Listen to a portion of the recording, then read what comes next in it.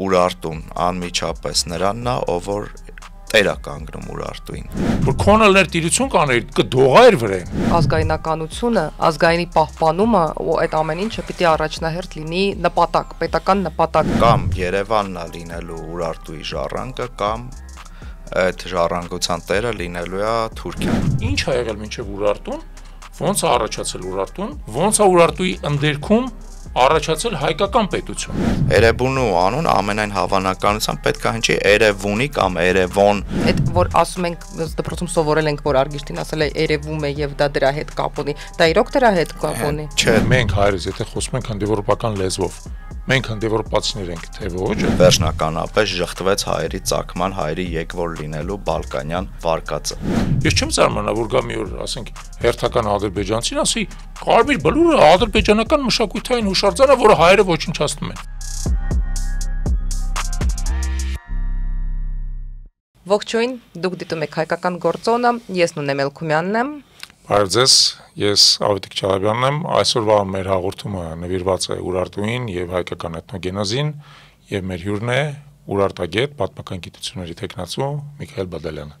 Եվ մինչ թողարկումը դիտելը խնդրում ենք հավանել այս նյութը, ինչպես նաև բաժանորդագրվել մեր YouTube-յան ալիքին, Instagram-ին, Facebook-ին եւ TikTok-ին, բոլոր հղումները կգտնեք ստորև, դրանով մեզ շատ կօգնեք ավելի լավ տարածել մեր նյութերը։ Շնորհակալություն եւ բարի դիտում։ Երբ ես համալսարանում էի դեռ սովորում, ես հիշում եմ, որ երբ խոսում էինք Urartuի մասին, ու ընդհանուր առմամբ կապի մասին Urartuի եւ հայերիս, հա, Հայաստանի հայ ժողովրդի, ի տարբերություն իմ դպրոցական տարիներին, ես հիշում եմ, որ այդ կապի առկայությունը, այսպես ասած, համարում էր ոչ իրական գիտություն եւ համարվում էր ուռա հայրենասիրական ինչ-որ sense մտքեր։ Հիմա ես հասկանում եմ, որ սա միգուցե եւս տենց հակառակ պրոպագանդայի արդյունքն էր, բայց մինչեւ հիմա շատերս լավ չենք պատկերացնում այդ կապը ինչպիսին էր ինքը, կա ինքը արդյոք, ընդհանրապես ինչպես են կապված Urartացիները, հա, Urartun եւ հայ ժողովուրդը։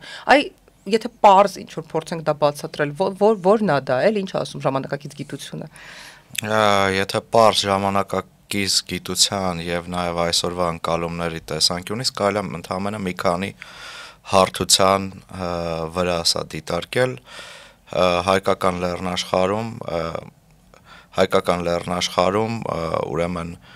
արվել են բազմաթիվ արխեոգենետիկ հետազոտություններ եւ ուրեմն մայրական գծով ցույց է տալիս գրեթե 8000 տարվա այսպես ասած շարունակականություն, իսկ հայրական գծով, եթե չեմ սխալվում, մոտ 6000 տարվա շարունակականություն։ Ինչ վերաբերվում է Urartuին, Արարատի թագավորությանը, դա հայկական լեռնաշխարհում նոր իրողություն էր, որովհետև առաջ էին եկել տարբեր ուժեր, հետո կար Ասորեստանի գործոնը, պատկերացրեք Ասորեստանը հարձակվում է լեռնաշխարհի վրա, ուզում է նվաճի եւ ցեղերը, ցեղային միությունները սկսում են միավորվել, հա, ընդդեմ այս նոր ուժի։ Այստեղ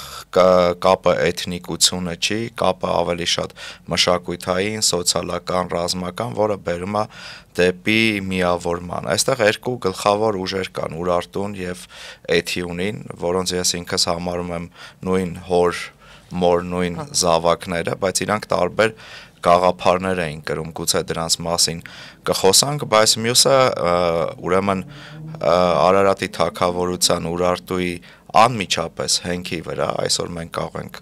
խոսել, ստեղծվում է Երևանդունիների թագավորությունը, այսինքն Երևանդունիների թագավորությունը դրա ժառանգորդն է, եւ դրանից հետո հայկական լեռնաշխարհում մենք շարունակաբար ունենք հայկական թագավորությունները, արքայատոհմերը, իշխանապետությունները եւ այլն, բայց ընդհանուր առումով շեղվեմ ձեր հարցից, այսօր Urartun անմիջապես նրանն է, ով որ տեր է կանգնում Urartuին, այսինքն շատ կարևոր է տեր կանգնել Urartuին, ոչ թե գեղեցիկ խոսքերով, ոչ թե կենասներով, այլ աշխատանքով, հուշարձանների նկատմամբ վերաբերմունքով, ճիշտ մենեջմենտով, մարքեթինգով, հանրահռչակումով, որովհետև այսօր ով տեր եղավ Urartuին, Urartun նրանն է լինելու, եթե դա թուրքերը լավ արեցին, Urartun թուրքերինն է լինելու, եթե մենք արեցինք, մերն է լինելու։ Ստեղ իդեպ մենք պետք է հիշենք, որ Urartun ըստ էության իր կենտրոնը ուներ Վանա լճի շրջակայքում, հա, եւ Ուրարտուի մայրաքաղաքը Տուշպան էր, ժամանակակից Վանի կողքն էր գտնվում Տուշպայի բերդը, ես իդեպ 2 անգամ Տուշպայի բերդում եղել եմ, շատ տպավորիչ է, համարյա 3000 տարեկան է Տուշպայի բերդը, պահպանվել է ու ինչ-որ իմաստով այդ ճարտարապետական ժառանգությունը անցել է նաեւ հետագա հայկական բերդերին, այդ մեծ անտաշ քարերից կառուցված եւ այլն, հա։ Հիմա բայց խնդիրը հետեւյալն է, եթե մենք նայում ենք Ուրարտուի զարգացման դինամիկան, ինքը ըստ էության ունեցել է ոնց որ երկու հատ ծանրության կենտրոն, մեկը Վանի շրջակայքում, մյուսը Արարատյան դաշտում, Արարատյան դաշտում ասենք դա Էրեբունին է, Թեշեբանին է, Արգիշտախինիլին է եւ այլն, եւ այս մասը հիմա մեր տարածքում է, իսկ այն մասը հայտնվել է Թուրքիայի տարածքում եւ այդ իմաստով համաձայն եմ Միքայելի հետ, որ կա ըստ էության մրցակցություն Ուրարտական ժառանգության համար մեր հայերի եւ թուրքերի միջեւ, իհարկե թուրքերը չեն կարող պնդեն, որ իրանք անմիջական Ուրարտուի հետնորդներն են, բայց իրանք էլ են փորձում կառուցել են նարրատիվը, որ իրանց այս տարածքում հենց այն ժամանակ եղել է պետություն, այդ պետության շարունակականությունը եկել հասել է մեզ, ուստի ես լրիվ համաձայն եմ ձեր դիտարկման հետ, որ եթե մենք մեր ժառանգական իրավունքները անընդհատ չվերահաստատենք, կկորցնենք այդ իրավունքը, որովհետև ինքը պատմական ժառանգությունը եւ նյութական արտիֆակտները բաժանված են երկու տարածքների մեջ։ Բայց ես մի հատ ուրիշ հարց եմ ուզում բարձրացնել եւ հետաքրքիր կլներ նաեւ դրա պատասխաններ լսել։ Մենք ինչ որ իմաստով հասկանում ենք, որ Ուրարտուն բոլոր դեպքերում դա պետություն է, որը գոյություն է ունեցել 3 հարյուրամյակ։ Մենք նաեւ հասկանում ենք, որ Ուրարտուի առնվազն պաշտոնական լեզուն, որով սեպագրերը գրվում էին, դա հայերենը չէր։ Երբ որ բաց բան արվում, հա, տենց այդ վավերագրերը հայերեն չէին։ Եվ մենք հասկանում ենք նաև, որ Ուրարտուի կործանումից հետո 6-րդ դարում, նույն 6-րդ դարում, այնտեղ արդեն հայկական իշխանություն առաջացել, որի մասին օրինակ Աքեմենյանները նշում էին, հա, Բեզբիթունի արձանագրության մեջ։ Հիմա օրինակ ինձ միշտ հետաքրքրել է այդ գաղափարը, ինչ ա եղել մինչև Ուրարտուն, ոնց է առաջացել Ուրարտուն, եւ Ուրարտուի անկումից հետո որպես պետություն, ոնց է Ուրարտուի ընդերքում առաջացել հայկական պետություն։ Այդ կապը իմ համար միշտ ինչ-որ մի հատ տենց բանով է, էլի մշուշով է պատված։ Ես մինչև այս մեր հաղորդման գալն էլ նստած այդ թեման կարդում էի, այդ թեմայով sense ինչ-որ մի հատ բան կա, էլի մինչև վերջ չհասածություն կա, էլի հետաքրքիր կլներ ձեր կարծիքը լսել։ Շատ կարևոր հարց եք տալիս։ Տեսեք, մենք պետք է նախ եւ առաջ հասկանանք, թե ինչ իրողություններ մեզ մոտ հայկական լեռնաշխարհում Ուրարտական պետության ստեղծումից առաջ։ Ուրեմն հայկական լեռնաշխարհում կարելի ասել առնվազն սկսած Քրիստոսից առաջ 16-ից 15-րդ դարերից գոնե սոցիալական, մշակութային,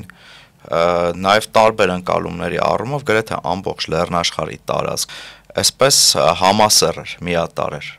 Բացառություն են կազմում ծոպքը, պատմական Հայաստանի ծոպ, աղձնի կեսնահանգները, որոնք ավելի շատ այսպես աղերսներ ունեին, խեթական, այնուհետև ուժխեթական աշխարհի հետ բնականաբար կոնտակտներ էին, կորդուքը, նույն արձնիկը, պարսկահայքի հատվածը, որոնք ավելի շատ միջագետքի եւ հյուսիսսիրիական աշխարհի հետ ունեին։ Մնացած այսպես մյուս գոտիները, հա, իրենք կարելի ասել շատ համասեռ միատարր էին։ Այս մենք անվանում ենք այս ամբողջը էթիոնյան կամ լճաշենյան մշակույթ տերմինով։ Ինչ է սա։ Ուրեմն սա մի իրողություն է, որին բնորոշ են կիկլոպյան ամրոցները,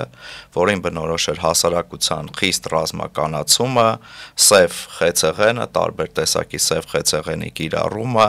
հոգևոր ընկալումը եւ թաղման տարբեր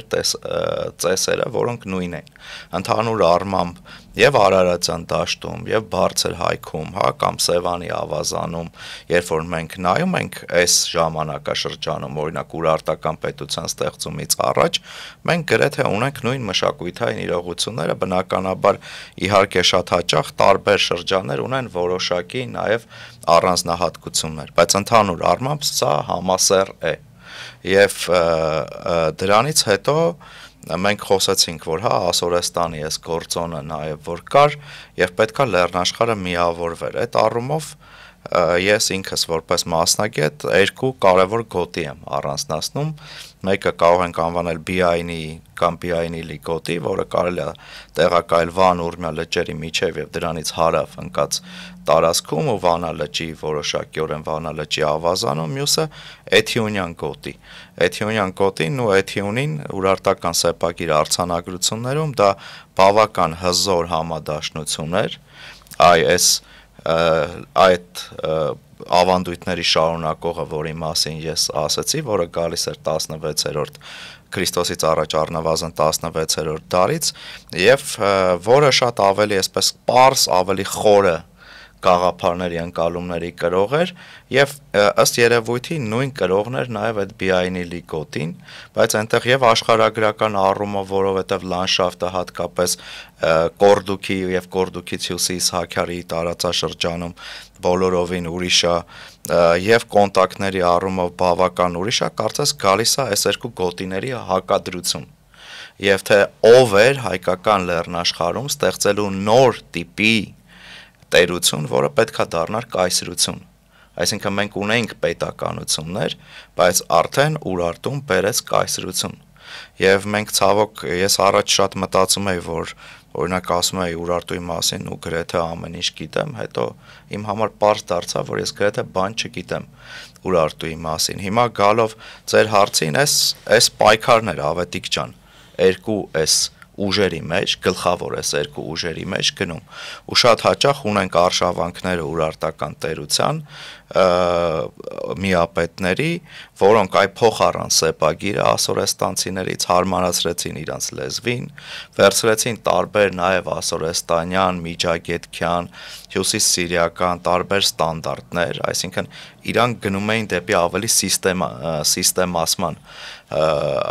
եւ նաև որոշակիորեն հակադրվեցին սրան ու գնում էր այս պայքարը մենք կարող ենք ասել որ Ուրարտուին չի հաջողվել Էթիոնին այսպես վերջնական նվաճել բազմաթիվ արշավանքներ կան բայց հետո տեսնում ենք կրկին արշավանքներ օրինակ Տավուշի մարզը Լորվա մարզը Արագածոտնի մի մարզի մի մասը, Սյունիքի մարզը, Գեղարքունիքի մարզի արևելյան հատվածները, աս երևույթին իրենք չեն մտել կամ շատ այսպես կարճ ժամանակով են մտել ուրարտական տերության կազմում, ինչ տեղի ունեցավ այս ամենի ընթացքում, երբ որ իրանք գալիս են հաստատվում են, մեր մի խնդիրներից մեկը այն է, որ մենք շատ հաճախ Ուրարտուի մասին խոսելուց միայն այսպես ուշադրություն ենք դարձնում ամրոցների տված նյութերին, ամրոցներին, բայց Ուրարտուն մենակ ամրոցները չի։ Մենք պետքա պատկերացում կազմենք նաև ամրոցից դուրս ինչ էր կատարվում։ Ոնց որ պատկերացրեք այսօրվա Հայաստանի մասին 2000 տարի հետո խոսեն, մենք գրավոր աղբյուրներ քիչ ունենանք, վերցրվի ինչ-որ մի հատ օլիգարխի դղյակ, եւ կենտրոնանանք այդ օլիգարխի դղյակի մասին եւ սկսենք պատկերացում կազմել, բայց իրականում այդ դղյակից շուրջ թաղամասերն են տարածվում եւ մենք պետքա համադրենք, որ հասկանանք ինչպիսի կարգեր են եղել։ Երբ որ դու նայում ես այս արտաքին բնակավայրերը, պատկերը բոլորովին ուրիշ են։ Կարելի ասել այդ ամրոցները, որ կան, իրենք ինչ-որտեղ նաև շատ հաճախ անկլավների բնույթ են կրում, նաև նույն Արարատյան դաշտում եւ տնտեսական սովորաբար իրենք վերցնում են այն տեղերը, որտեղ դաշտեր կա, որտեղ օգտակար հանածոներ կա, հատկապես այդ որտեղ լավ դաշտեր կա, կլինի Ալաշկերտի Հովիտը կլինի Արարատյան դաշտը եւ այլն իրանց համար Սևանի հարավային ավազանը, արևելյան ավազանը իրանց համար չափազանց կարեւոր է։ Արդյունքում բայց մի հատ շատ հետաքրքիր բան տեղի ունեցավ։ Տեսեք այս Էթիոնին էլ պակաս հզոր չէր, նույնիսկ ասորեստանյան աղբյուրներում ըստ երևույթին վկայություն կա Էթիոնյան 3 արշավանքների մասին դեպի Ուրարտու, ընդ որում բավական լուրջ արշավանքների։ Մենք ունենք Էթիոնյան արքայի մեզ հասած մի անուն, որը հայտնի է Դիուցինի ձևով, Դիուցինի ըստ երևույթին հայերենից թարգմանվում է Աստվածածին, հա։ դից եւ ծին բառերից։ Եվ Էթյունին ավելի բնորոշ էր նաեւ այս լեռնային լանդշաֆտը, իրանք երևի ինչ որ պահ ավելի բարձրացել էին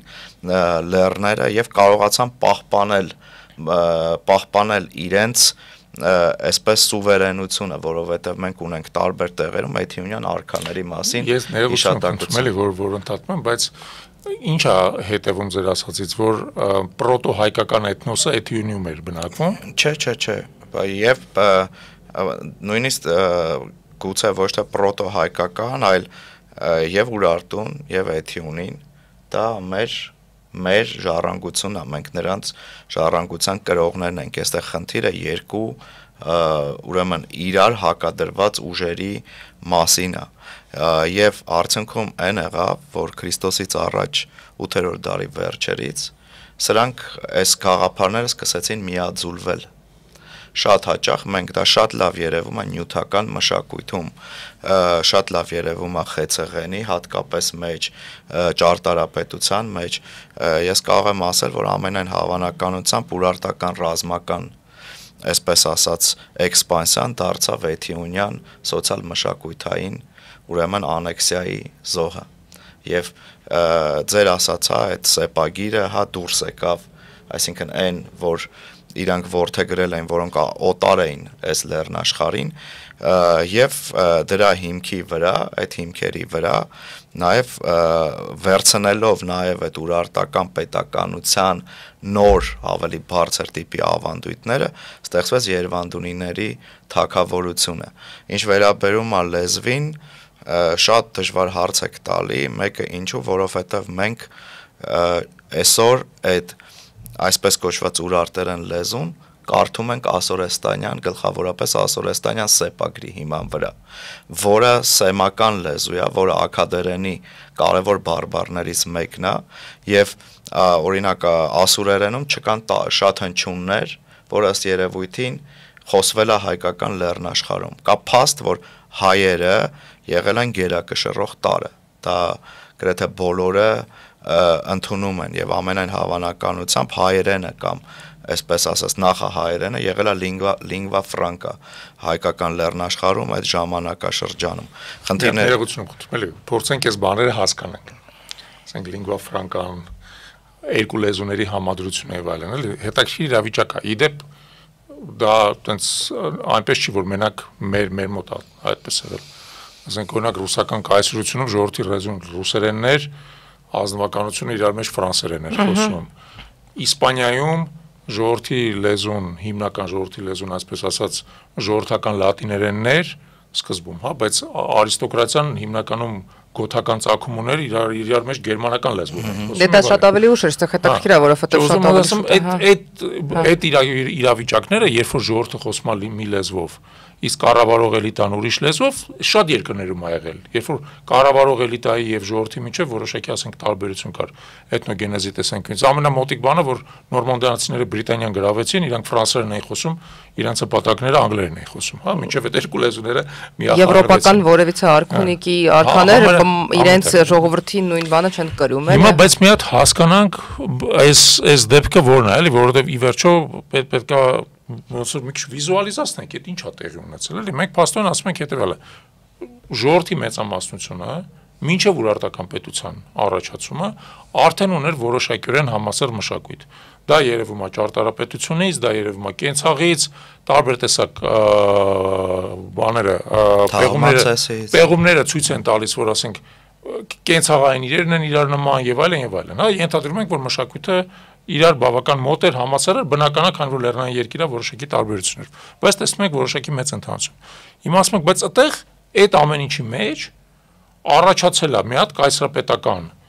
առանցք հիմնված, ասենք, Տուշպայի պալատի վրա, որտեղից սկսել է իր շոշափուկները տարածել։ Բերել է ամրոցները կառուցել, ֆորպոստները սարքել, զորախմբեր այդտեղ տեղակայել, որպեսզի հարկահավաք անեն բան եւ այլն, ու ժամանակի ընթացքում դուք շատ հետաքրքիր բան ասացիք իրանց ռազմական էքսպանսիան զոհ գնաց նրանց սոցիալ-տնտեսական էքսպանսիան։ Ես որպեսզի պարզաբանեմ, պատմության մեջ մի հատ շատ հետաքրքիր տենց դեպք կա, երբ որ մողոլները նվաճեցին Չինաստանը ու աշճանաբար տարալուծվեցին չինացիների մեջ։ Իրանց ռազմական էքսպանսիան Քանի որ չինացիք շատ ավելի շատ էին, տարալուծվեցին այս ճանապարհը, իրենց մեջ որ առանց բռնության որվե։ Հիմա ճիշտ եմ հասկանում, որ դուք մոտավորապես նույն ոնց որ պատկերն եք տալիս։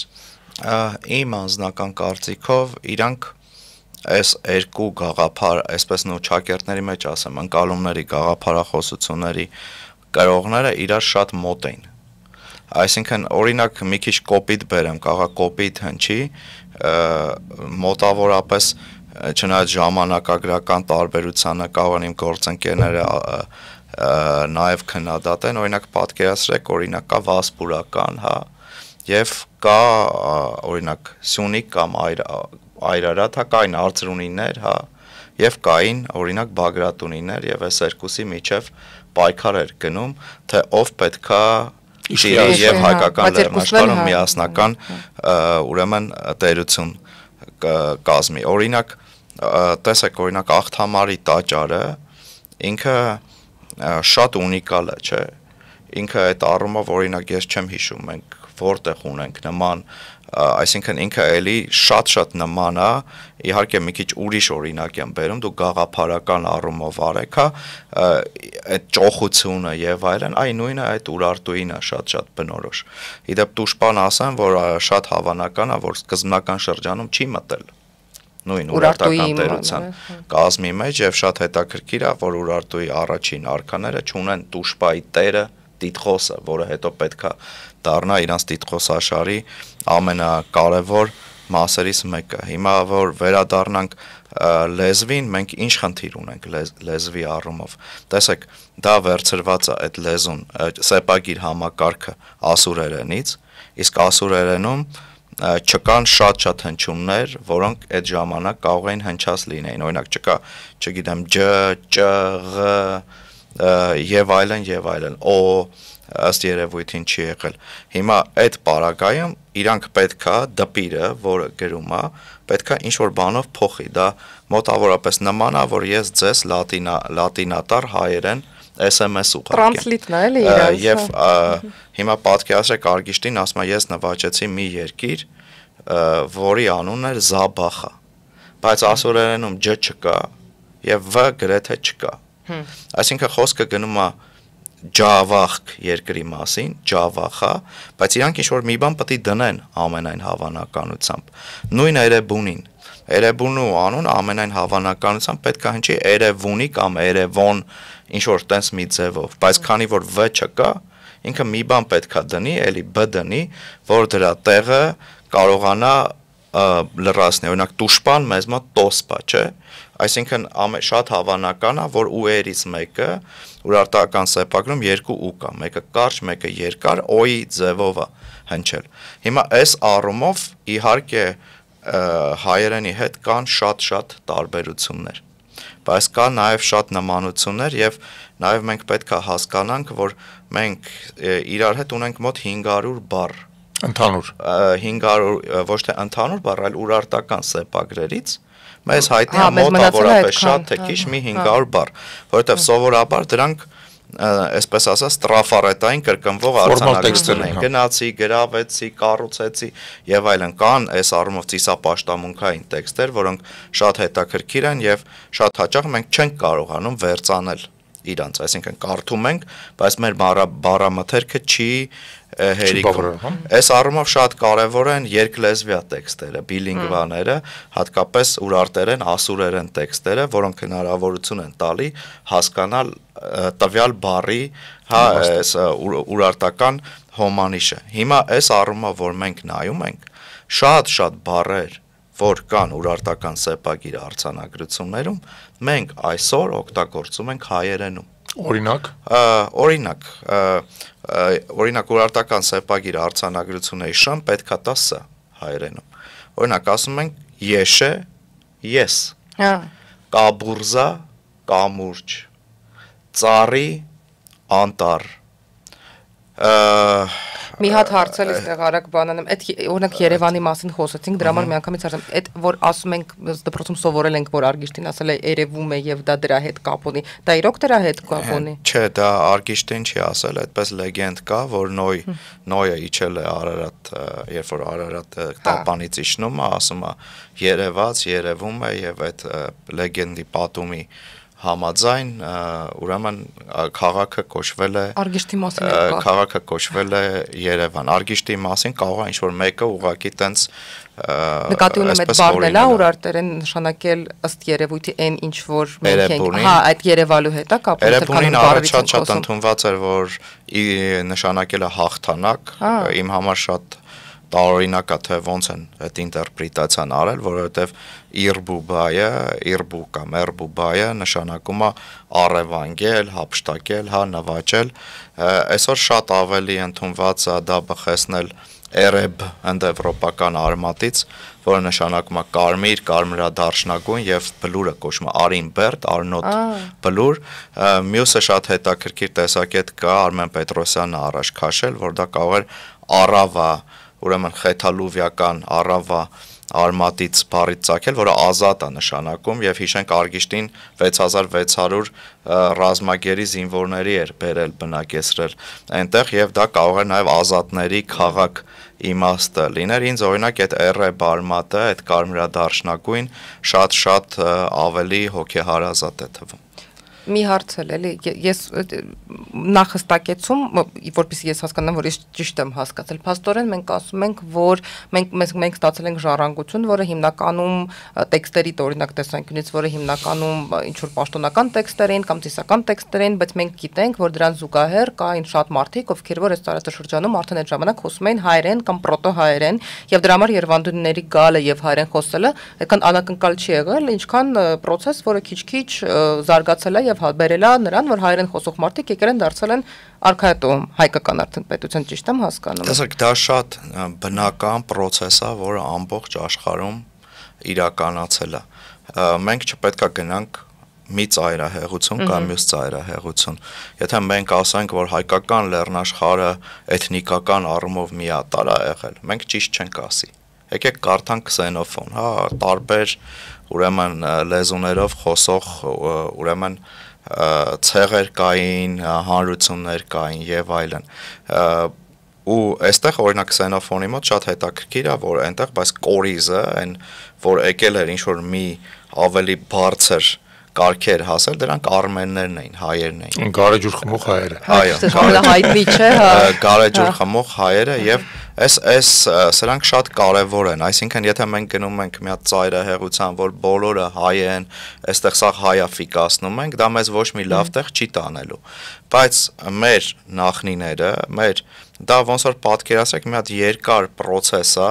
այդ process-ը բավական երկար է տեղի ունենում եւ դա փուլերից մեկն է։ Այստեղ շատ կարեւոր է մեկ այլ հանգամանք, տեսեք, որը նպաստել է նաեւ միավորմանը, որովհետեւ Ուրարտուի արքաները վերաբնակեցման քաղաքականություն էին իրականացնում։ Մի հատվածից ժողովրդին տանում էին մեկ այլ հատված, մեկ այլ հատվածից մեկ այլ հատված։ Սա այս կամ այն կերպ բերելու էր լեռնաշխարհի, այսպես ասած, միավորմանը։ Համասեռացմանը ինչ որ այո, համասեռացմանը, որովհետև սկսում են ավելի իրար հետ սերտորեն առնչվել, կոնտակտների մեջ մտնել, եւ այս առումով նաեւ լեզուն, հա, իրար տարբեր լեզուներ փոխանակել, եւ այս առումով սա մեծապես նպաստել է նաև մեր ժողովրդի, այսպես կարելի ասել, վերջնական կազմավորման փուլերից մեկին։ Շատ գիտենք, որ աշխարհում շատ տարածված է, որ ինչ որ մի դինաստիայի հիմքի վրա գալիս է փոխելու մեկ այլ դինաստիա։ Այս առումով վերջի փուլում Ուրարտուի թագավորների գործերը հեշտ լավ չէին։ Նախ շատ լուրջ բնակլիմայական աղետներ տեղի ունեցան, մենք շատ հաճախ ֆիքսվում ենք մենակ պատերազմների վրա, հա, այս գործոնների վրա, բայց վիճակը կատաստրոֆիկ էր, երաշտ, հետո երկրաշարժներ, նույնիսկ բանը հասել էր նրանում, որ ուրարտական արքաները սեպագրերի մեջ սկսել էին ջուր ուզել աստվածներից, այսինքն սա լուրջ խնդիր է, օրինակ Այանիսում գտնվել են շան ոսկորներ, Այանիսը Վանի մոտ է գտնվում, հայտնի հուշարձանը, այդ շան ոսկորների վրա հետազոտությունների արդյունքում մարդու ատամի հետքեր են գտնվել, այսինքն բանը հասել էր նրան, որ մարդիկ շուն էին ուտում, եւ բնականաբար այս ամենը պետքա ուրեմն Ասորեստանի այդ Սարգոն երկրորդի արշավանքները, կիմերների, սկյութների, այս ամենը բերում էր մի հատ կոմպլեքս մի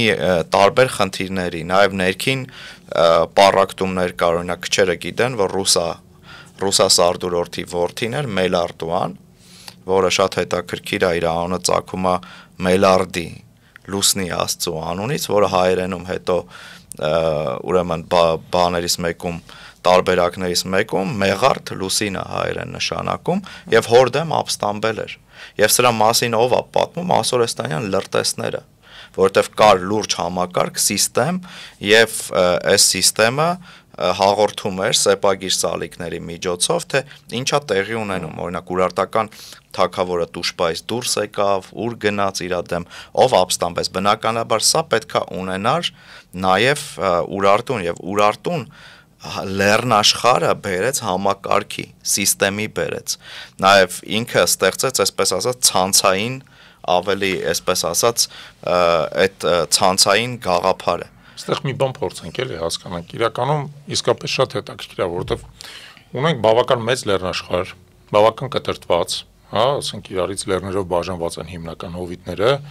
բնակչությունն էլ հովիտներում է կոնցենտրացված, հա, եւ մեկ էլ առաջանում է ինչ-որ մի հատ համակարգաստեղծ կենտրոն, հա, որը սկսում է իսկապես որոշակի, ասենք, օրենսդրություն է բերում, ռազմական տեխնոլոգիա է բերում, քաղաքաշինական տեխնոլոգիա է բերում, տնտեսական ինչ-որ մոտեցումներ եւ այլն։ Հիմա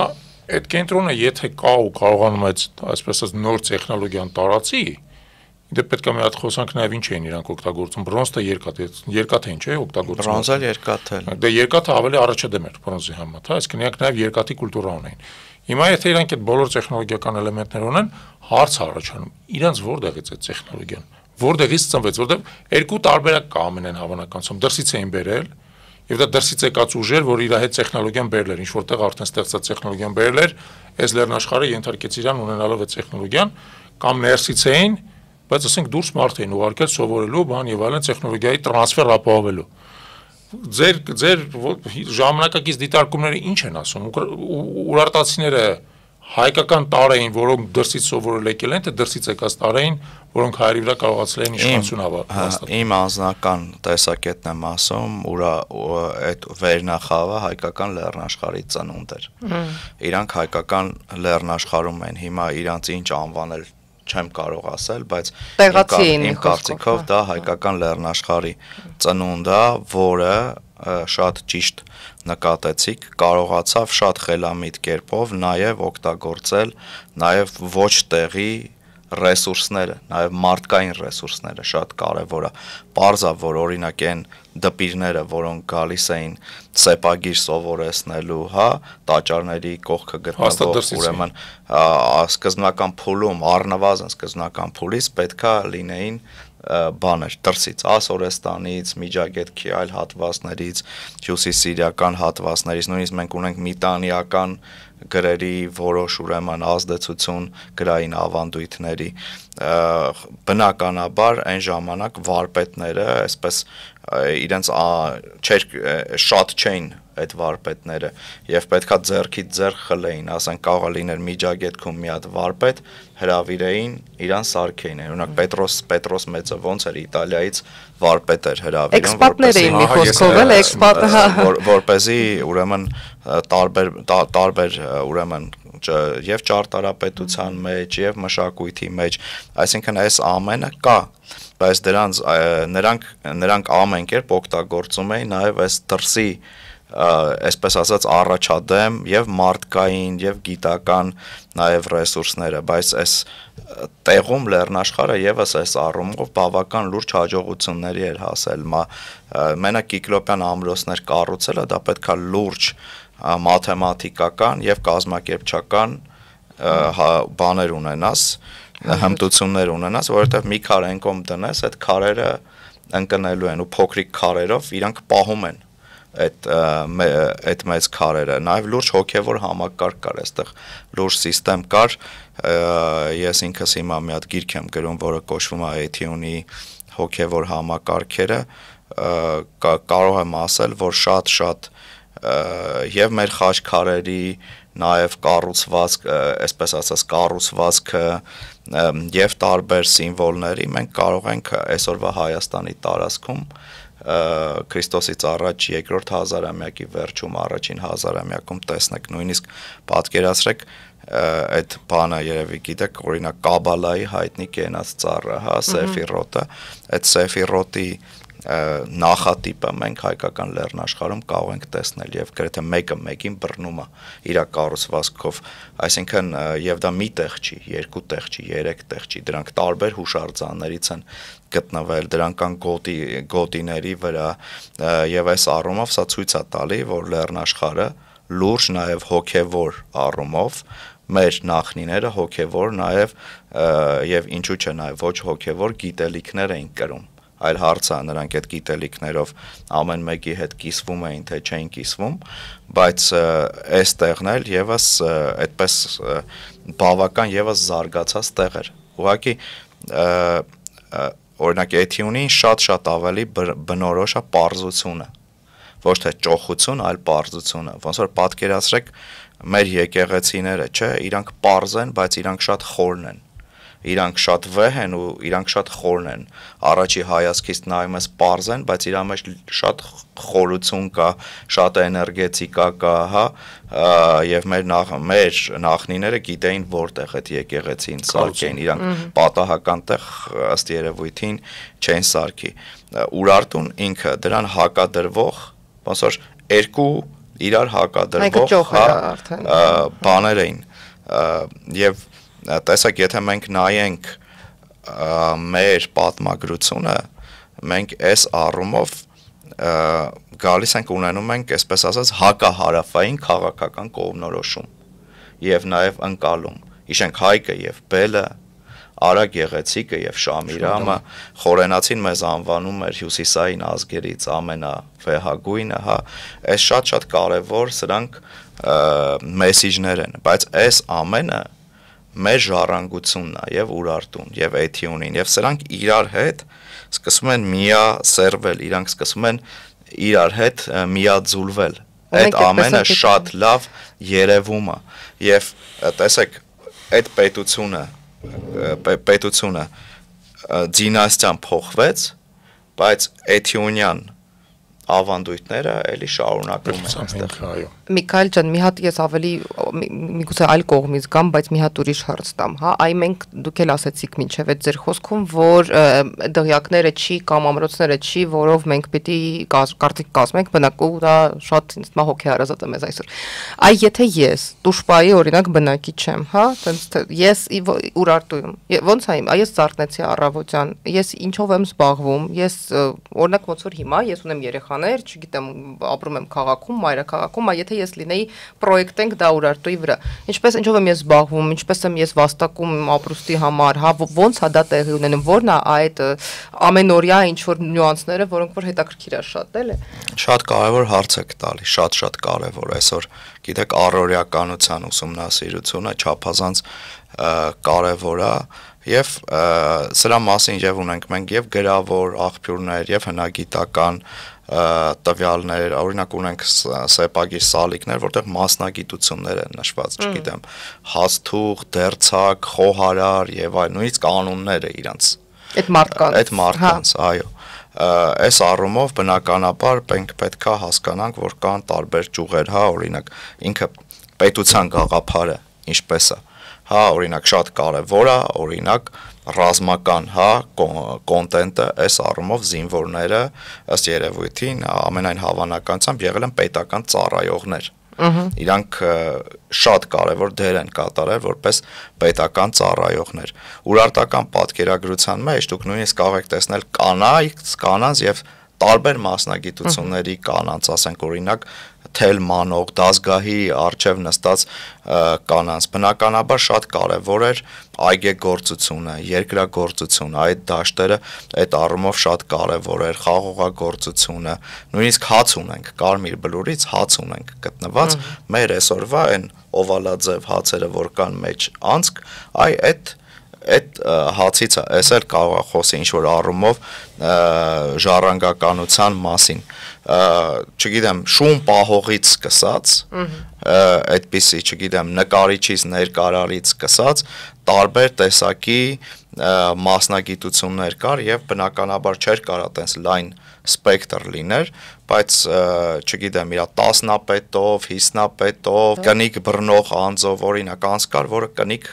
բնականաբար կային մարդիկ, ովքեր գյուղատնտեսությամբ են զբաղվում, այգեգործությամբ են զբաղվում, կային գուշակներ, որոնք գուշակություններ էին իրականացնում, կային երաժիշտներ, մենք ունենք ֆանտաստիկ տեսարաններ, որտեղ երաժշտական, ասենք օրինակ մի հատ համույթ կարելի է ասել, մի հատ համույթ է պատկերած երաժշտական գործիքներով պարում են, նույնիսկ աճպարար կար։ Պատկերացրեք մենք այսպիսի բարձր զարգացվածությունը այնտեղ եղել հարսանիքի տեսարան ունենք գոտիների վրա։ Այդ ուզում եմ, այսինքն մարդիկ ամուսնանում են, ընտանիք են կազմում, ապրում են, մենք այդ գիտենք այսօր։ Այո, մարդիկ այս ամենը ինչ որ տեղի էր ունենում, որսի էին գնում, որսորդներ կային, չգիտեմ, ծեսեր էին իրականացնում, իրանց համար հոգևորը շատ կարևոր էր, այս հոգևոր ընկալումները շատ բնականաբար կային, օրինակ տարբեր տեսակի քրմեր, հա, տարբեր տեսակի քրմեր, որոնք ունեին տարբեր գործառույթներ։ Այսինքն ինչպես օրինակ Ասորեստանում, գրեթե նույն կերպ, նույն Ուրարտուում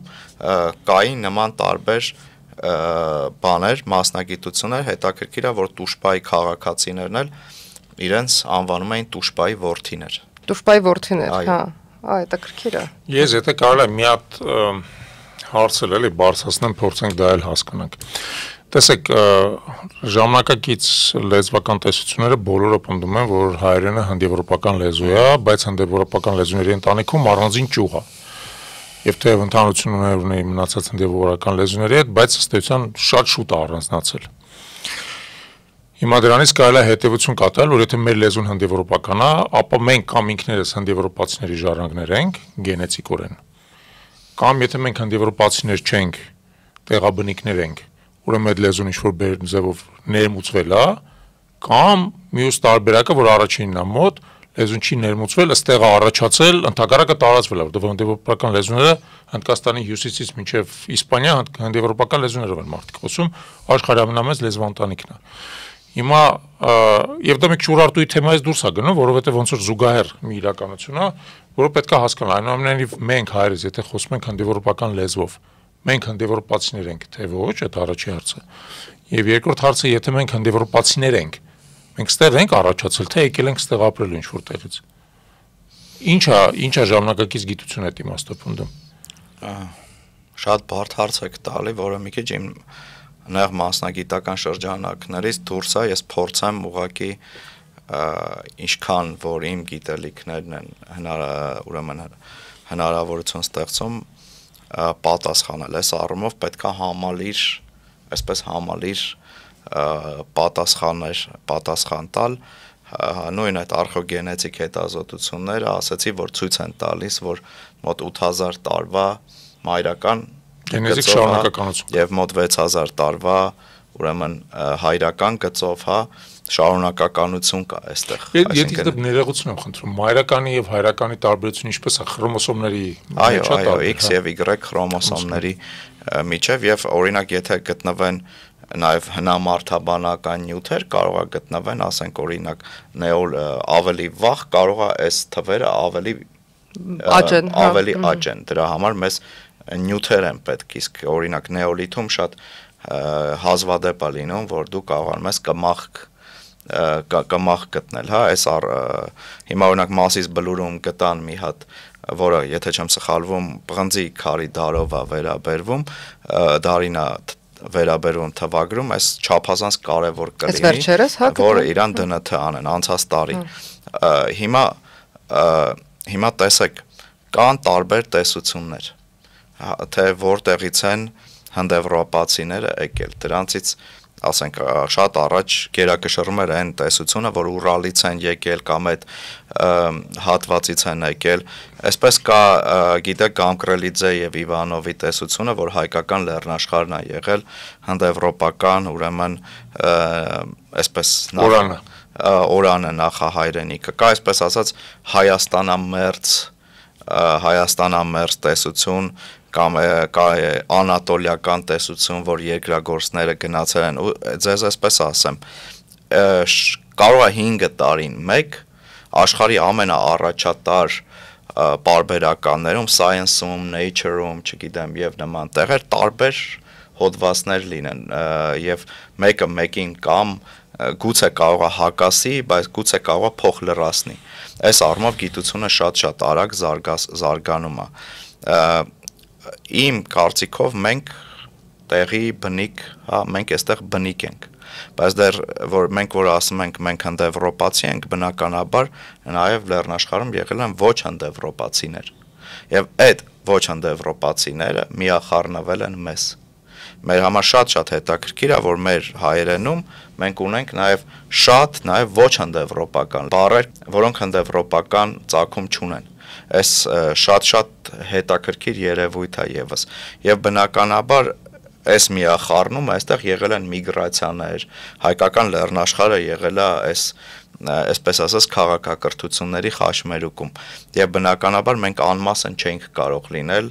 այս ամենից, այսինքն մեր մեջ բնականաբար պետք են լինեն նաև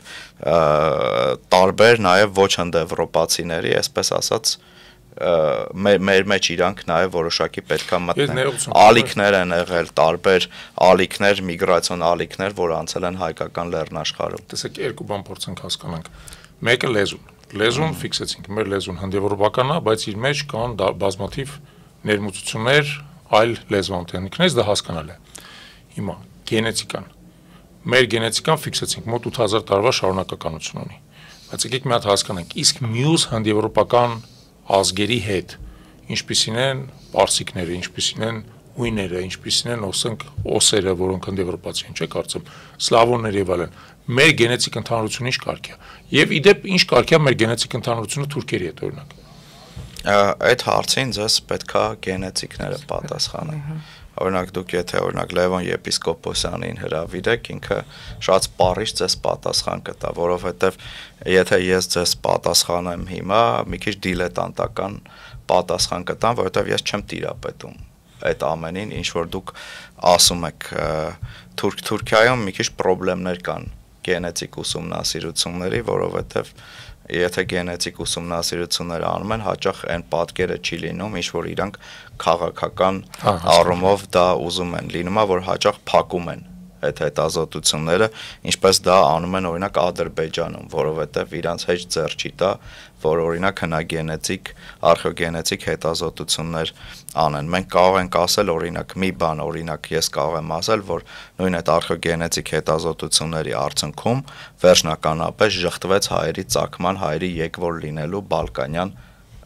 այդ վարկածը։ Այդ վարկածը, որը ցավոք մեր ուրեմն դասագրքում վերջի 7-րդ դասանի դասագրքում դրված էր որպես առաջի տեսություն հայերի ծագման, չնայած որ հեղինակը տեղյակ էր արդեն, որ արվել են հետազոտություններ եւ դա ժխտվել է, ուրեմն այս արխեոգենետիկայի շնորհիվ, այդ գլխավորապես արխեոգենետիկայի շնորհիվ այդ վարկածը կարելի է այսօր վերջնական Իսկ պարզաբանեք ինչն է որ ցույց է տալի, որ այդ վարկածը սխալ է, որովհետև տարբեր տեղերից եւ Հայաստանի տարբեր ուրեմն հուշարձաններից արխեոգենետիկ նմուշներ են վերցրել, նաեւ Բալկաններից, եթե չեմ սխալվում, եւ նաեւ մեր այսօրվա եւ փորձել են շարունակականությունը ցույց տալ եւ այս ամենը տարբեր այնտեղ բաներ կան, ալգորիթմներ կան, ձևեր կան եւ դրա մասին հոդված կա հրատարակված ամերիկյան շատ հայտնի պարբերականներից մեկում, ինքը էլի շատ նեղ մասնագիտական է, դա իմ մասնագիտացումը չի, բայց արդեն եւ արտասահմանյան շատ խոշոր հետազոտողների եւ հայ խոշոր հետազոտողների համատեղ հոդվածը, որը տպագրվեց, եթե չեմ սխալվում, Cell շատ հայտնի պարբերականում, աշխարհի ամենաթոփ պարբերականներից մեկում, ինչպիսին է Nature-ը, ինչպիսին է Science-ը, հա, այս դրանով այս ամենը հերքվեց։ Ես մի փոքր կամ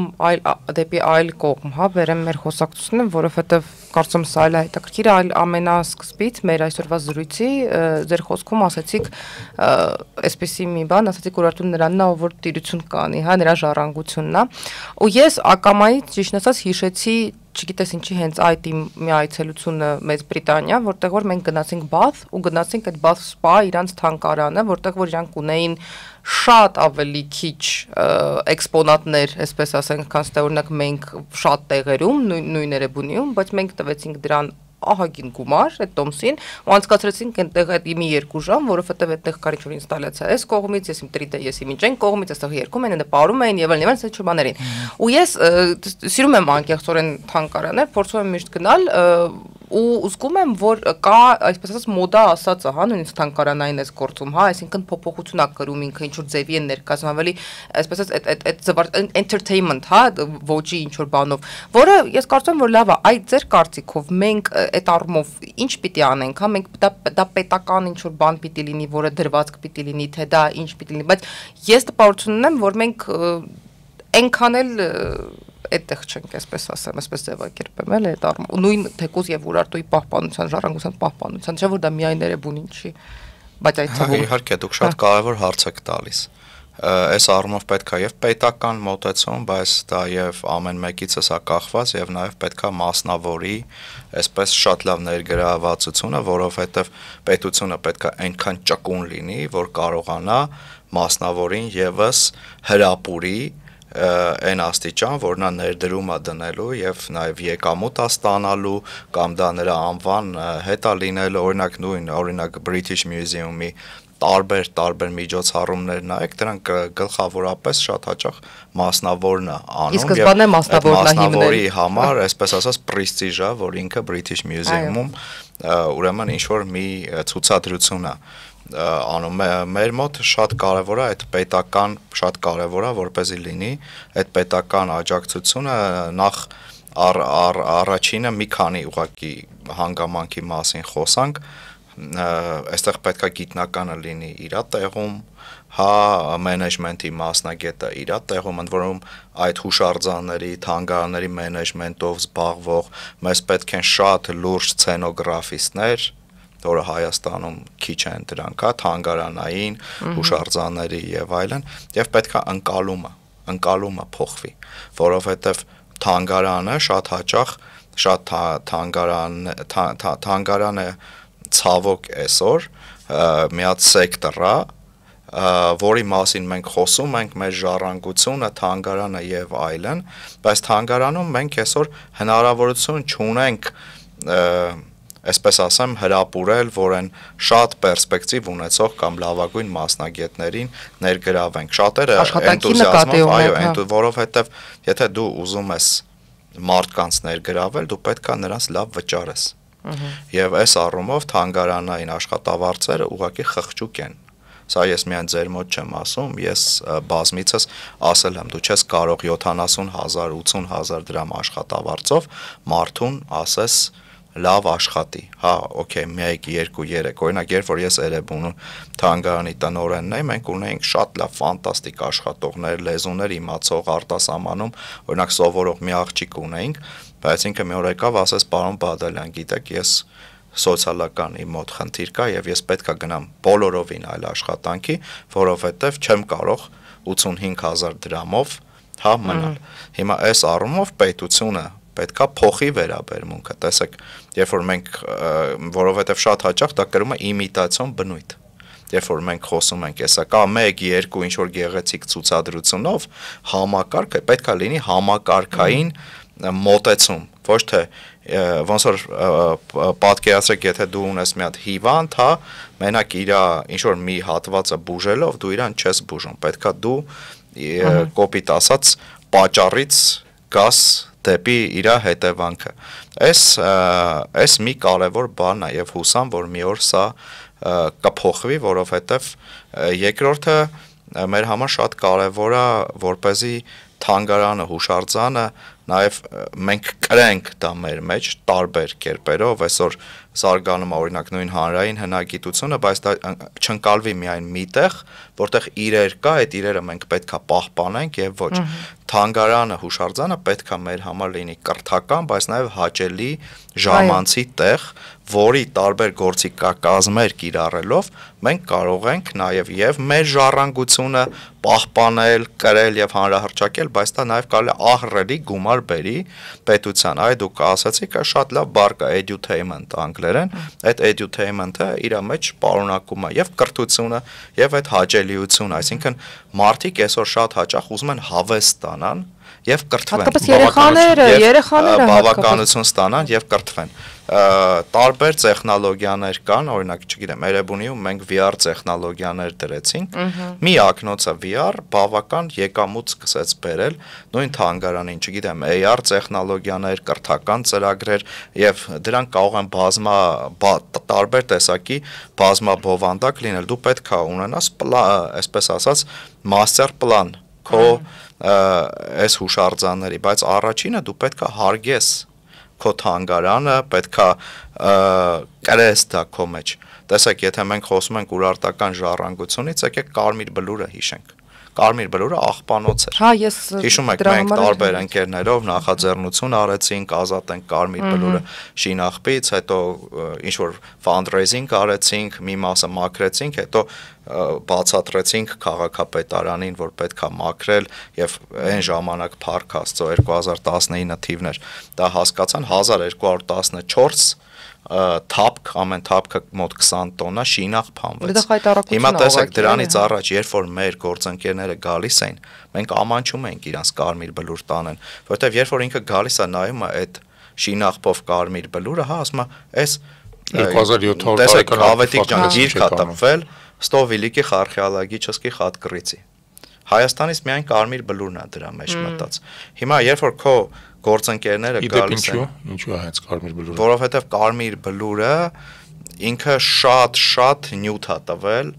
ինքը տարբեր շերտեր ունի, ոչ միայն ուրարտական, նաև նախաուրարտական, հետուրարտական եւ ինքը նյութերի եւ նաև սեպագրերի առումով, նյութերի տրված առումով ինքը չափազանց կարեւոր է ու նաև Պետրովսկին ժամանակին կարողացավ նաև ճիշտ հանրահռչակի տարբեր լեզուներով եւ ֆրանսերենով եւ անգլերենով եւ բանով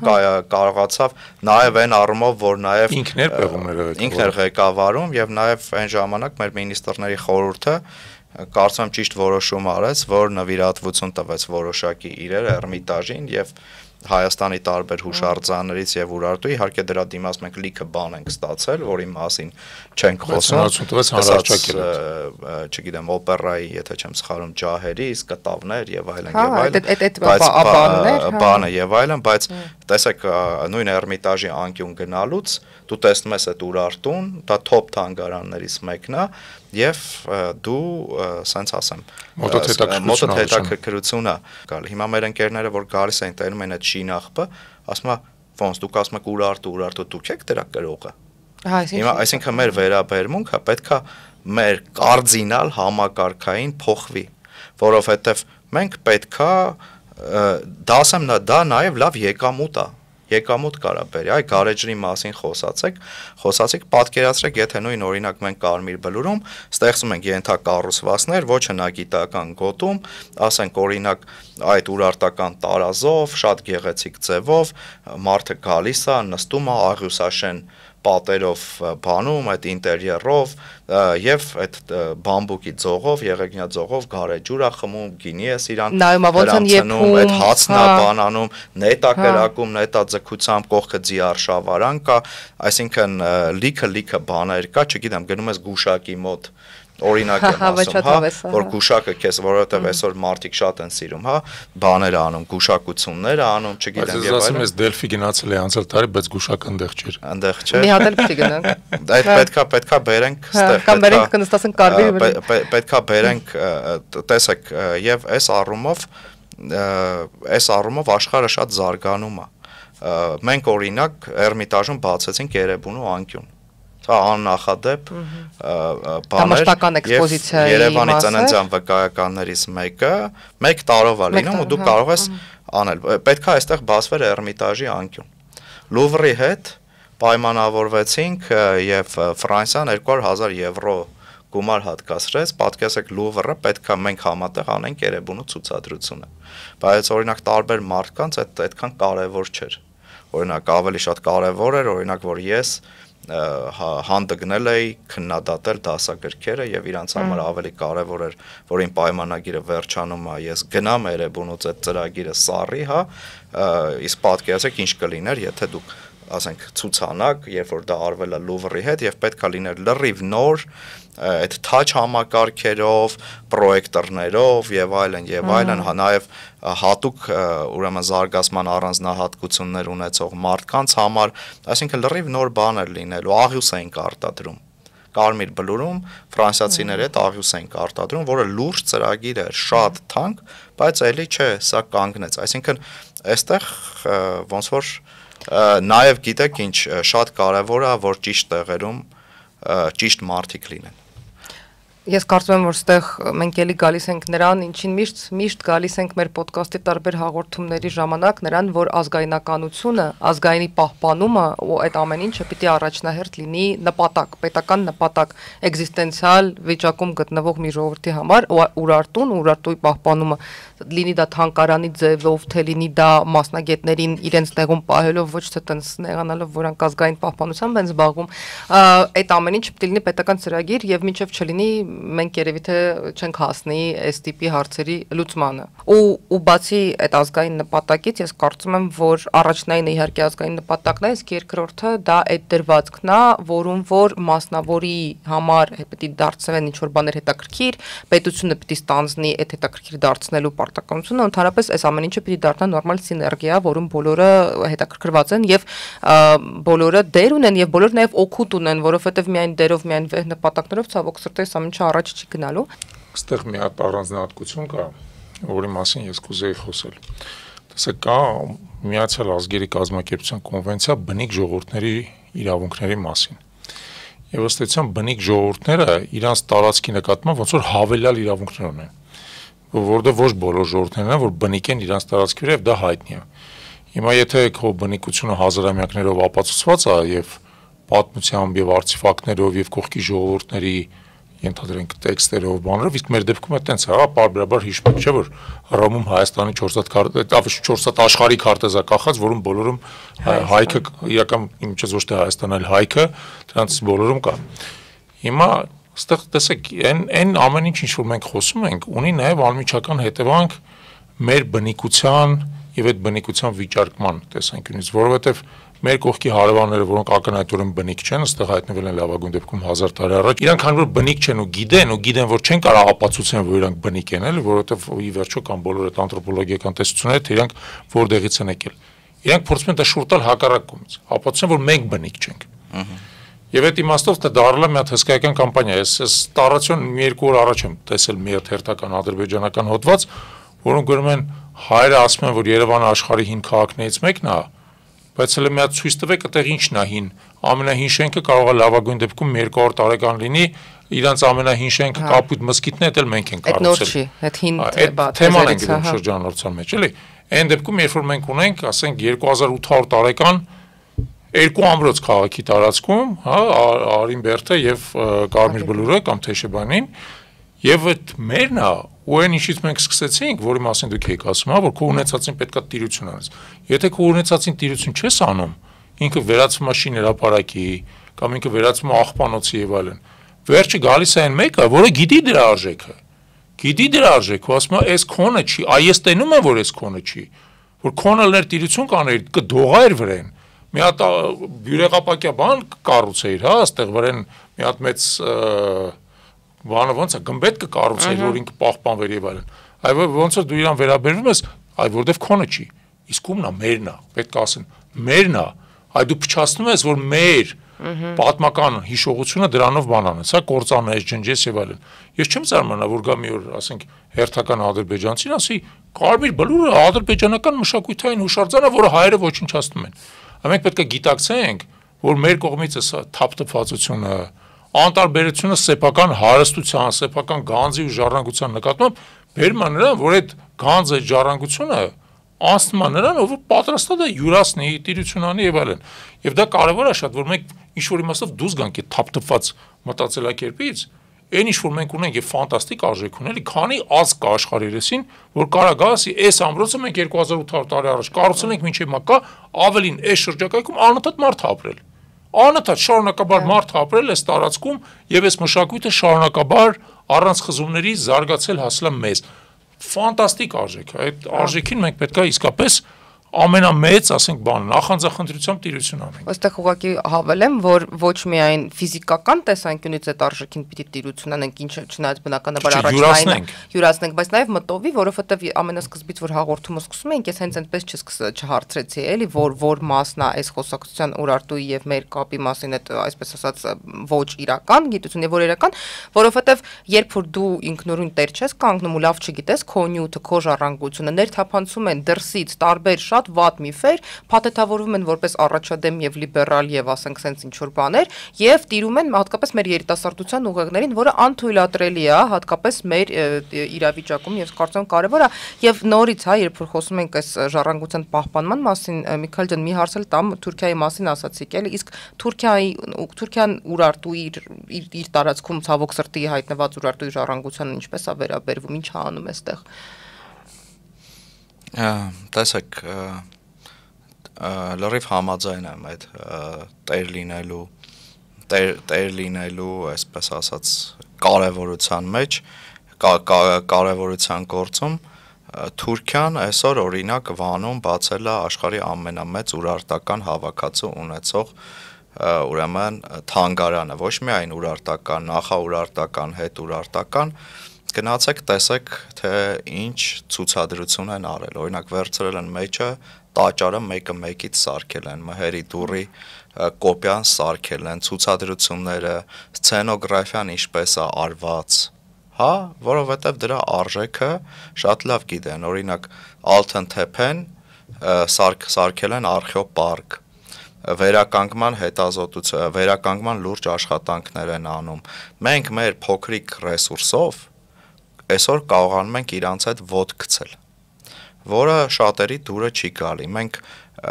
գլխավորապես օգտագործելով մեր միջազգային կապերը, մեր ընկերական կապերը, հա, որովհետև շատ բաներ ցավոք արվում է զուտ ընկերական մարդկային այս գործոնի հիման վրա, այդ առումով գոնե այսօր մենք, այսպես ասեմ, կամ Երևանն է լինելու Ուրարտուի ժառանգը, կամ այդ ժառանգության տերը լինելու է Թուրքիան, այս երկու բաներից մեկը, եւ իրանք, գիտեք, դա պետք չի թերագնահատել Թուրքիային, դա կայսերական լուրջ մտածելակերպ ունեցող, լուրջ ավանդույթներով, ուրեմն համակարգա, եւ տեսեք, առնվազն Քազմ Կարաբեկիր Փաշայից այս ամենը սկսել է, Քազմ Կարաբեկիր Փաշան հասկացել է, որ Ուրարտուն եթե հայերը ժառանգ են լինում, դա իրանց համար մեծ վտանգ է։ Դրա համար բանակցությունների ժամանակ, եթե նայենք, կա արխիվում, ուրեմն հատված, որտեղ նա ասում է, կոնտեքստն է, որ դուք պետք է հրաժարվեք Ուրարտուից։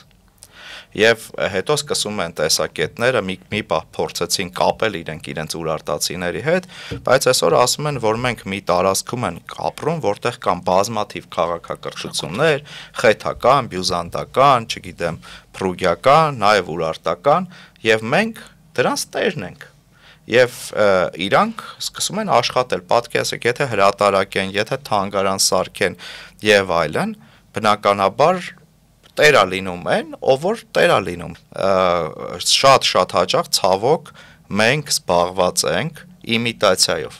այսինքն շատ բաներ ուղղակի մեր մոտ իմիտացիա է, իմիտացիոն հայրենասիրություն, իմիտացիոն չգիտեմ բաներ, պատկերացրեք, երբ որ շատ հաճախ մեկը սկսում են կենաց խմել, ծնողների կենացը, բայց այդ կենաց խմողը չի գնում իր ծնողին պահի, նորմալ պահի, կողքի հարևանը տենում է, որ չի գալիս իր տղան տիրություն անի, ինքը գալիս է սկսում է տիրություն անել խորամանկ ձևով, վերջում դա ժառանգվելու է, սեփականացվում է իրան։ Հիմա Թուրքիայի առումով Թուրքիան այսօր իրանց, այսպես ասած, պալատական պատմագրությունը, հնագիտությունը, որովհետև իրանք ունեն նաև բավական լուրջ գիտնականներ եւ նաև ունեն նաև այսպես, բայց վերջի փուլում, կարելի ասել վերջի մի 10 տարիներում բավական փոխվեց իրանց քաղաքականությունը դեպի այսպես հայերից հեռու պահելու Urartun սկսվեցին առաջ գալ նույնիսկ իրանց կային շատ լուրջ գիտնականներ իմ համար շատ զարմանալի հոդվածներ սկսեցին նաև երբեմն ծիծաղալու հոդվածներ գրել բայց իրանք սկսեցին որ այ հայերը մի հատ sense ամեն կերպ մինիմալացնել հայերի տեղը ու դերը այս տարածաշրջանում որ եկվոր ենք մենք որ Urartu-ի հետ կապ չունենք որ մենք նույնիսկ այսպես ասած նվաճողներ ենք, որ եկել ենք դա նվաճել ենք, որ մենք զրադաշտ ենք, այսինքն նաև այդ կրոնի առումով եւ դա կարմիր թելով այս ամենը գնում է Ադրբեջանը մի քիչ ուրիշ է Ադրբեջանը ամեն կերպ անում է, որովհետեւ իրանց համար Urartun ու Հայաստանը այսպես հոմանիշներ են, որպեսզի ամեն կերպ ուրեմն մեզ Urartu-ի հետ բանչանի, չկապի եւ բացի այդ օրինակ Նախիջևանում օրինակ, որը այնտեղ Urartական օցասար սարի վրա արձանագրություն կա, կարող եք նայել օրինակ Ակադեմիա Էդու ուրեմն կայքում երջանկահիշատակ հայտնի աշխարհի ամենահայտնի միջագետքի ուրեմն հնագետներից մեկի Bradley Parker-ի հոդվածը, որը կոչվում է Azeri nationalism Եվ նա դրել է նույնիսկ նամակագրությունը, նա Նախիջևանում, որ աշխատում էր հնագետ, եւ իրան ասում են եղբայր Նախիջևանը Urartu չի։ Չնայած որ, այսինքն պետքա հրաժարվել, եւ եթե դու նաեւ տարբեր հնագետների, եթե դու ուզում ես աշխատել ստեղ, ուրեմն դու պետք է ասես, որ ստեղ Urartu չկա, սա տեղական մի հատ լրիվ ուրիշ բան է։ Մի հատ մշակույթ է, որը կապ չունի Urartu-ի հետ։ Դուք հիշեք Ալիևի դեմքը, երբ որ մի հատ քարտեզ էին բերել, այդ քարտեզ սարքողն էլ Urartun դրել էր մեջը։ Հիշեք նրա այդ զայրույթը, որովհետև նրանք շատ լավ հասկանում են, որ դա այդ մեր ժառանգությունն է, ու դրա համար սկսվեց քաղաքականություն ամեն ձև մեզ կտրելու Urartu-ից։ Իսկ Urartun ինչ է? Urartun Հայաստանում, այսպես ասած, առաջին կայսրությունն է, որով դու Նաև այսպես միջազգային այդ որ խոսում ենք ներկայանալի է դառնում այսօր աշխարհում եթե նույնիսկ մենք խոսենք քրիստոնեությունից շատ քչերը կարող է դասագրքերում լինի որ հայերը առաջինն են որ որպես պետական կրոն քրիստոնեություն ընդունեցին բայց գրեթե աշխարհի շատ դասագրքերում գոնե մի տողով Urartu-ի մասին կա Urartu Արարատ եւ սա պետքա վերցնել բրենդ սարքել մեր համար եւ ճիշտ մատուցել, ճիշտ գրել ու ճիշտ հանրահրճակել։ Հիմա գանք ձեր մյուս հարցին, տեսեք, այստեղ առանցքային շատ կարևոր նշանակություն ունի Էրեբունին։ Ինչու Էրեբունին։ Տեսեք, մեր կողքի պետությունը ունի ռազմավարություն եւ համակարգ։ Իրանք այդ ռազմավարությունով առաջ են գալիս։ Իրանց առաջնորդը ասում է, որ մենք այս վերջերս էլի հայտարարեց, որ մենք մի օր վերադառնալու ենք Երևան։ Ճիշտ է։ Երևանին Երևան են ասում։ Դա կլինի խաղաղ ճանապարհով, ոչ խաղաղ ճանապարհով։ Մենք նույնիսկ խոսվում է Երևանում, որ պետքա թաղամաս իրանց տրվի, եւ դա Երևանն է, գրքեր են տպում։ Տեսեք, նրանք հասան նրան, որ Երևանի բերդի կարևորագույն իրերը գտնվում են Վրաստանում։ Նրանք Վրաստանից կարողացան վերցնել այդ ամբողջ այդ իրերը եւ Բաքվում ստեղծեցին Երևանի բերդի թանգարան։ Իրենց ասած Երևանի բերդի թանգարան, այսինքն նրանք սկսում են ամեն կերպ աղավաղելով իրենց դարձնել դրա կրողները։ Էլ չեմ ասում Արևմտյան Ադրբեջան եւ այլն, նույնիսկ իրենց շատ հնագիտական հոդվածներում իրենց գիտնականների, ասենք որ գտնված է այս գոտին գտնվել է մեր հայկական պեղումներից Ստեփանավանից գրած է գտնվել է Արևմտյան Ադրբեջանից։ Հիմա Երևանը Էրեբունին ինչով է կարևոր, որովհետեւ իրանք բերել են մի հատ տեսություն, կեղծ տեսություն, որը ամեն ձև անընդհատ ասելով, փող դնելով փորձում են, այսպես ասած, հրամցնել, այնա որ Երևանը կառուցել է Ռևան Ղուլի խանը։ 16-րդ դարի սկզբերին։ Եվ Երևան անունը ծագում է Ռևան եւ Ռևան Ղուլի խանի անունից։ Եվ Իրևանը այդտեղից է գալի։ Դրանից առաջ մեր աղբյուրները Երևանի մասին շատ չեն, կան Սեբեոսն ասել, մյուսն են ասել եւ այլն, բայց իրանք այդ ձև ակնառու չեն, ինչպես Էրեբունին ու Երևանը։ Եվ եթե իրանք կտրում են մեզ Ուրարտուից, կտրում են Էրեբունու ու Երևանի կապը, իրանց դիրքերը սկսում են այդ կեղծ իրանց քարոզչության առումով շատ ուժեղանալ, այսինքն իրանք դրա համար սկսում են ինչ Էրեբունի կապ չկա, չգիտեմ եւ այլն, սկսում են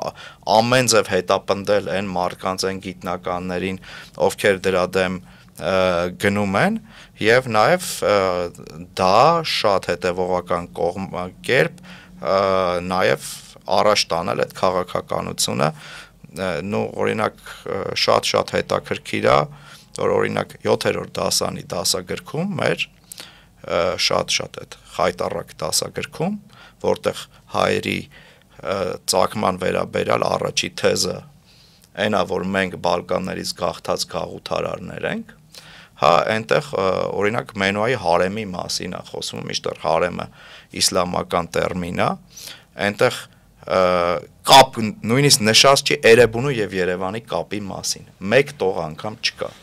մեկ տող չկա Մհերի դրան մասին, Ուրարտուի քարտեզը երբ որ մենք նայում ենք, Հայաստանի Հանրապետությունը չկա,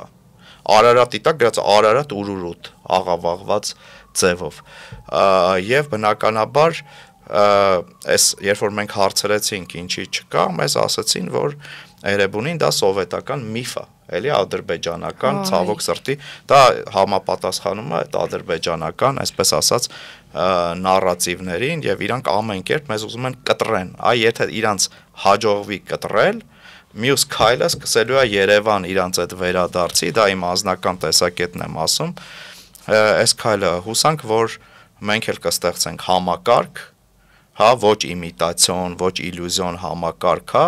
որովհետև այստեղ պետք է շատ լուրջ համախմբվել, տարբեր մասնագետներ, տարբեր մարդիկ, հա, եւ կկարողանանք այս ամենի դեմը առնել, որովհետև իրանք հետևողական առաջ են գնում։ Այս կարևոր շեշտադրմամբ մենք կարծում եմ կարող ենք ամփոփել այսօրվա քննարկումը, բայց այս քննարկումը շատ հետաքրքիր մի բան եւս մեկ անգամ վերհանեց, որ 1000-ամյակների առաջվա պատմությունը եւ այն ժամանակ տեղի ունեցած իրադարձությունները այսօրվա համար եւ նաեւ մեր ապագայի համար ունեն անմիջական հետևանքներ, ուստի մենք ուզում ենք ապագա ունենանք, մենք մեր անցյալը առնվազն պետք է իմանանք, գնահատենք, մեր անցյալին իրականում տիրություն անենք եւ դա անենք նաեւ իմիջիալուց ապագայի նորովի ստեղծագործական մեթոդներով։ Դրանով շնորհակալություն հայտնենք ձեզ, հիշեցնենք, որ այսօր ձեզ հետ էր հայկական գործոնի հերթական թողարկումը, ես Ավետիք Չալաբյանն եմ, մեզ հետ էր պատմական գիտությունների տեխնացու, ուրարտագետ Միքայել Բադալյանը։